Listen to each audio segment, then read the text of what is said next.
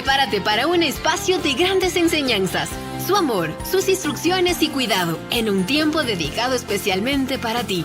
Bienvenidos a su programa, La Biblia Dice Presenta, el espacio que te permitirá conocer el propósito de Dios para tu vida. ¿Alguna vez has oído acerca de una enfermedad que se llama enfermedad dominical? Es una enfermedad que ataca exclusivamente a los miembros de algunas iglesias. Los síntomas pueden variar, pero generalmente se manifiestan de la siguiente manera. Nunca dura más de 24 horas. No afecta para nada el apetito. Jamás afecta la vista. Se puede leer los periódicos dominicales sin experimentar ningún dolor. Se puede ver televisión sin ninguna molestia. No se necesita en absoluto de la presencia de un médico. Después de algunos ataques e intervalos regulares de una semana, puede volverse crónica y llevar a su víctima a un estado terminal. Los síntomas comienzan a sentirse los sábados. El paciente duerme bien y se despierta sintiéndose bien. Tomas un buen desayuno y justo al terminar sobreviene el primer ataque. Y dura justamente hasta la hora que termina el culto matutino en la iglesia. A esa hora, el paciente experimenta una súbita mejoría para el resto de la mañana. La mayoría va a un aumento constante.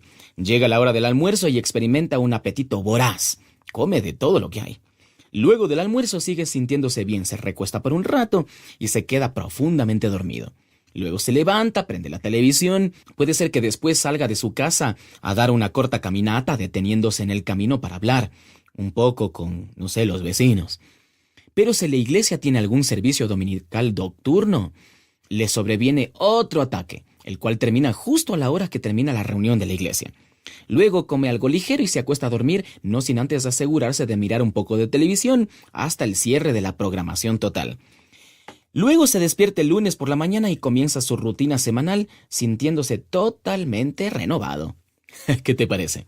¿Conoces a alguien que padece esta rarísima enfermedad? Bueno, quizás a lo mejor tú mismo la has padecido o la estás padeciendo. ¿Por qué estamos hablando de reuniones de la iglesia y de excusas para no asistir? Bueno, pues porque otra de las características de la vida auténticamente cristiana es la participación activa, no pasiva, en una iglesia local.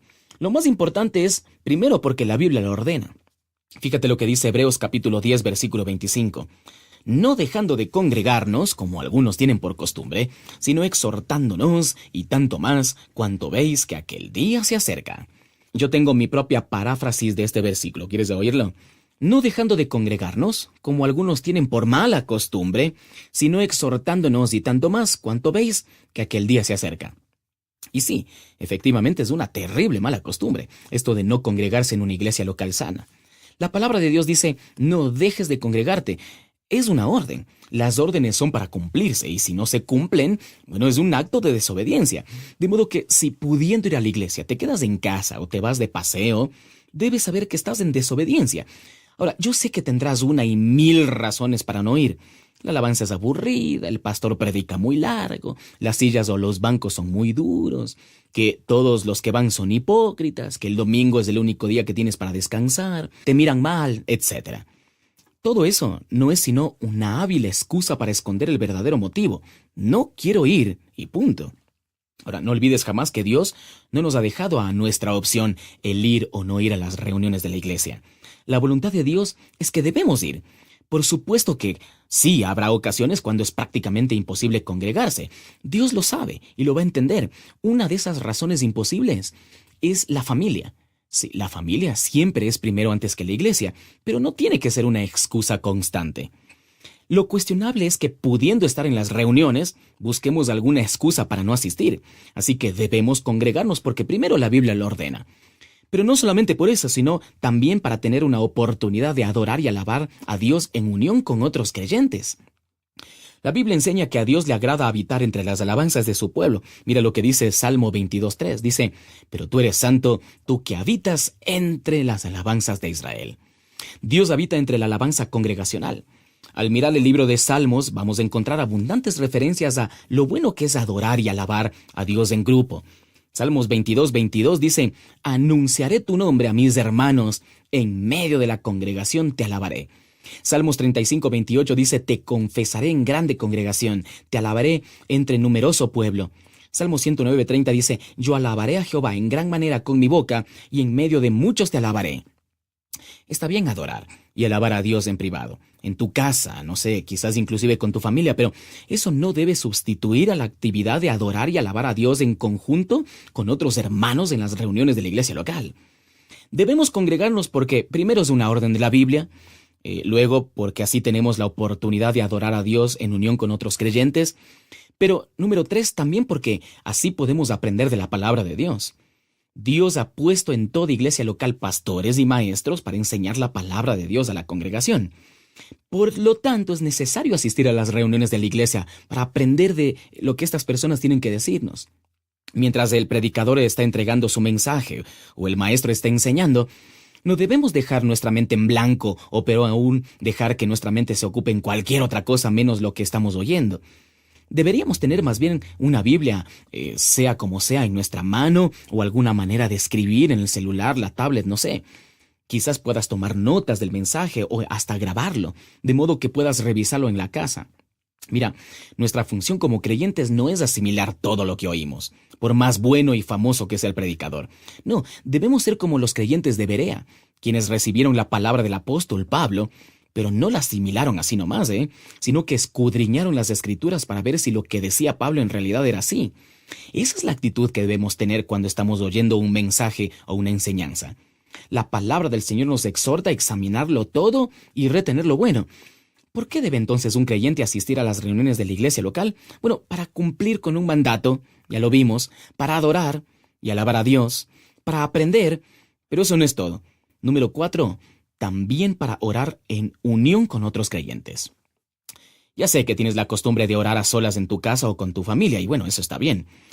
Pero sin dejar de hacer eso, es necesario que también adoptes la costumbre de orar en conjunto con otros creyentes de la iglesia local. No es que el lugar haga más efectiva la oración, no, o que Dios esté más dispuesto a oír y responder las oraciones hechas de grupo, no. Pero la palabra de Dios sí nos exhorta a unirnos en un solo propósito de oración. Cuando Herodes echó mano a Pedro y le puso en la cárcel pensando matarle, Hechos 12:5 dice así: así que Pedro estaba custodiado en la cárcel, pero la iglesia hacía sin cesar oración a Dios por él. Mira, no es que la iglesia estaba orando cada uno a solas en sus respectivas casas, no. Estaban orando en conjunto, como iglesia. Esto lo sabemos porque cuando Pedro fue liberado milagrosamente, fue a una casa donde estaba la iglesia en vigilia de oración. Fíjate lo que dice Hechos 12:12. Y habiendo considerado esto, llegó a casa de María, la madre de Juan, el que tenía por sobrenombre Marcos, donde muchos estaban reunidos orando. Nosotros debemos asistir a las reuniones de la iglesia local para tener la oportunidad de estar unánimes en oración con otros creyentes. Además, debemos involucrarnos en una iglesia local para poner en práctica las ordenanzas que el Señor dejó para su iglesia. El bautismo, por ejemplo, la cena del Señor, por ejemplo. Y luego que como 3,000 personas recibieron a Cristo como Salvador, se bautizaron, ¿te acuerdas? Casi inmediatamente. Hechos capítulo 2, versículo 42 dice: y perseveraban en la doctrina de los apóstoles, en la comunión unos con otros, en el partimiento del pan y en las oraciones. Ahí estaban juntos en la iglesia local, perseverando en la doctrina, en la comunión unos con otros, el compañerismo, en el partimiento del pan, cumpliendo la otra ordenanza para la iglesia y en las oraciones. Por último, es necesario participar de una iglesia local para conocer a otros creyentes, de modo que podamos ser de ayuda para ellos o también recibir ayuda de ellos. Miren, amigos, los creyentes no somos de islas que podemos vivir aislados de otros creyentes. Todos necesitamos de vez en cuando una voz de ánimo, un buen consejo, una exhortación, e incluso consuelo de otros. La iglesia local está en capacidad de dar todo esto, pero si no la aprovechamos, pues estaremos dejando de ser bendición para otros e impidiendo que otros sean bendición para nosotros. En conclusión, otra característica de la vida auténticamente cristiana es justamente la participación activa en una iglesia local. ¿Y tú, amigo oyente, lo estás haciendo? Gracias por escuchar La Biblia Dice Presenta. Te invitamos a unirte a nosotros en nuestros próximos programas, donde tendremos nuevas enseñanzas basadas en la palabra de Dios. Además, te invito a que recibas nuestros temas y diariamente estudios de tu interés. Para ello, descarga nuestra app Vamos Juntos y selecciona La Biblia Dice como tu primera opción. Nuestra app está disponible en Google Play y App Store. Recuerda que este ministerio permanece al aire gracias a sus oraciones y donativos. Gracias por su gentil sintonía.